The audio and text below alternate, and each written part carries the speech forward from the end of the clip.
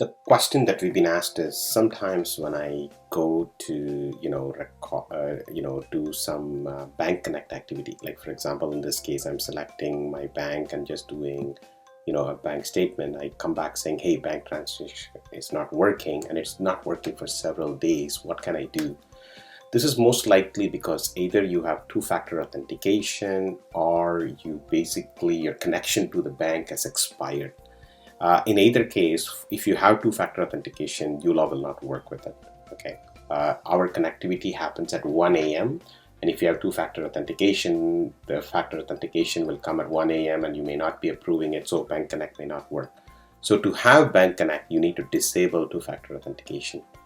And if you disable two-factor authentication and if you still see this problem, this is what you would do. Go back to the Bank Connect and first make all of them none. Once you do none and then hit the submit button, what will happen is it will set up everything and then you have to sign out, right? So now what is done is you basically disconnected from the bank. Then you would reconnect back into your software, and now you would perform a reconnect, and I'll show you how to perform the reconnect. It's very similar to the way we've been doing a Bank Connect all along.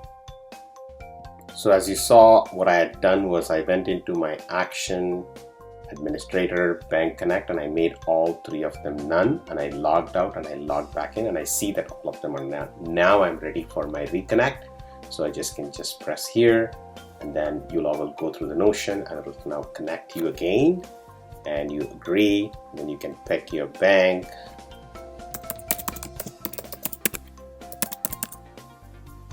Again, you go through your client card and your password. This is a staging account, so I'm just doing it this way. And let's say I'm checking, so this one is a checking account, so I'll say continue and it will connect it. So now that's done, right? That checking is done. Now I want to connect my general account, which is my savings, so I'll do the same thing. Let's say this time I bring up another one, say CIBC. Again, I'm using my fake account just to show you the demonstration, but as you saw here, all I'm doing is basically reconnecting to the same. So in this case, the first one I connected to the checking account, this one I'm connecting to my savings account, and I can hit the submit button. So now I'm all ready. So if I go back now to, let's say, my general reconciliation, my CIBC account should be all connected, and if I hit the bank statement,